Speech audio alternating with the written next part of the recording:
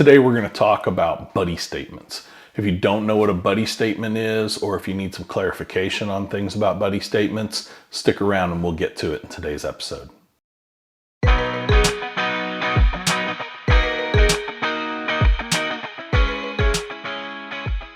Welcome back, everybody. Today we're going to talk about buddy statements. They're otherwise known as lay statements or layperson statements.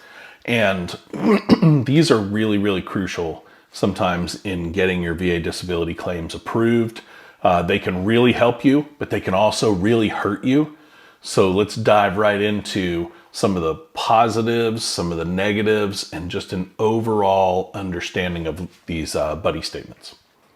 So what's the definition of a lay statement? It's a written account by a veteran or another individual that provides evidence in support of a VA disability claim. So it's basically you writing about what you know about the veteran and how things affect them in their daily life. So they're very important. They can detail an injury better than some. They can actually help connect things back to service. They won't give you a full service connection, but they can actually get it back there if you can find a veteran, another veteran or a service member that you served with and get them to write you a good statement. It'll all come out good for you. But if they write you a bad statement, just beware. We'll get into that in a minute. So who can write the statement? It's written by anyone who has firsthand knowledge of your condition or a veteran's condition and the impact on your daily life. So for me, it would be somebody like my wife or my kids or my boss or coworkers or a couple of my buddies that I have out in, out in the real world outside of work and home. So those are the types of folks that can do that. Parents can do it. Anybody that you really interact with a lot. Some of the important things to include on these statements are dates, specific events. If you know the veteran's condition and how they were before service and then after service, that can help a whole lot. That's where parents, brothers, sisters, others come into play really on these. Along with the everyday challenges that the veteran faces because of their conditions. Like me with this cough. This cough affects me all the time on meetings for work. I constantly have to put people on mute. When I'm in person meetings, I feel like I have to apologize all the time. And because this is a part of my disability, I would have my colleagues, my coworkers, partners, customers, anybody that I felt really comfortable with, and just ask them, hey, could you write me a statement on how this affects my everyday life, right? That's a really good way to do this. So keep all that together in your lay statements. Another thing to consider is to make it a personal narrative, quite honestly.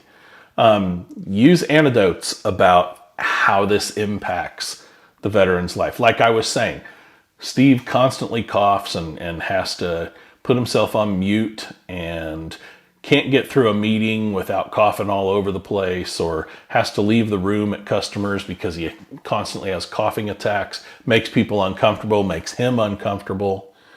Those types of things really, really go a long way. Physical, mental, and social. Keep all three of those in mind.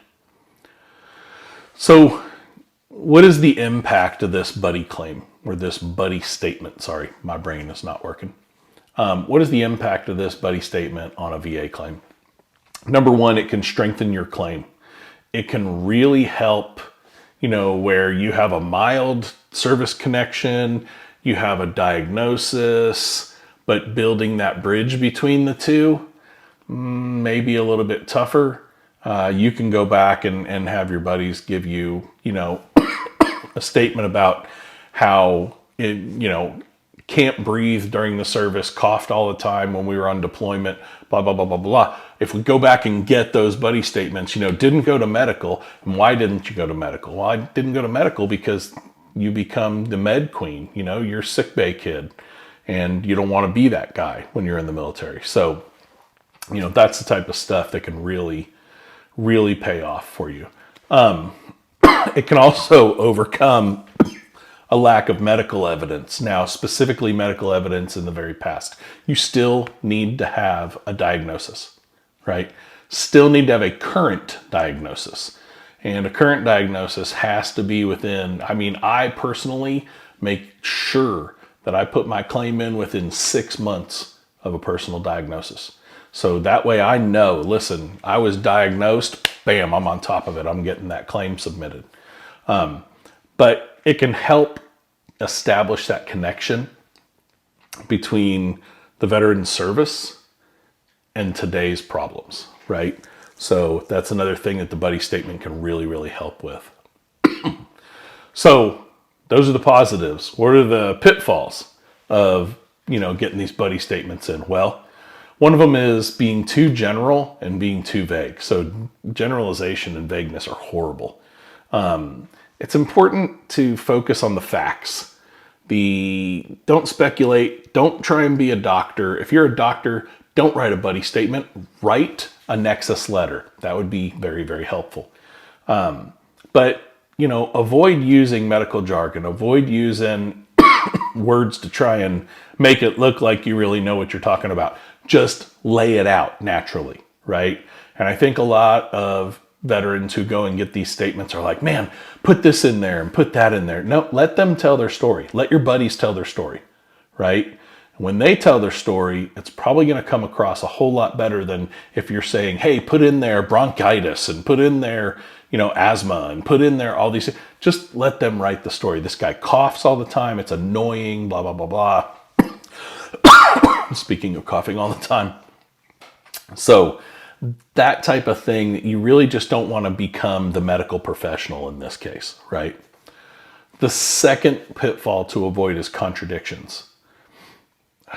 You do not want this to contradict medical or service evidence. If you have a buddy statement that says, yeah, his coughing was really bad in the service, but I remember when I was a kid, he had big coughing problems as well. That's going to hurt you. It's going to hurt you big time. Or it says, man, this guy, he can hardly breathe when, he has to constantly be on oxygen, and yet your diagnosis says mild asthma. So those are big contradictions. I apologize for all the coughing again. Those are things that you really want to make sure that you avoid. Avoid contradictions, avoid vagueness, avoid generalization, tell the story, make it what it is. Some other tips really are be consistent with your medical records, right? Make sure that the statements really do complement your medical records. And then obviously one thing that I tell everybody is get professional help. Get somebody who's a really good VSO. And if you can't find a good VSO, find yourself an attorney who's willing to go to bat for you and help you make sure that these statements are going to be helpful and not harmful. All right, so here's the big deal right here is that I've got a link below in the description that tells you exactly how to get that form, the buddy statement form, the lay statement form. And hopefully that will help you get started on getting buddy statements. If you have any comments, drop them below in the comments section. Please share, like, and subscribe. That helps me get the word out to more and more veterans. Everybody who's already subscribed, you guys are awesome. My subscriptions have grown tremendously in 1 month, more than I could have imagined.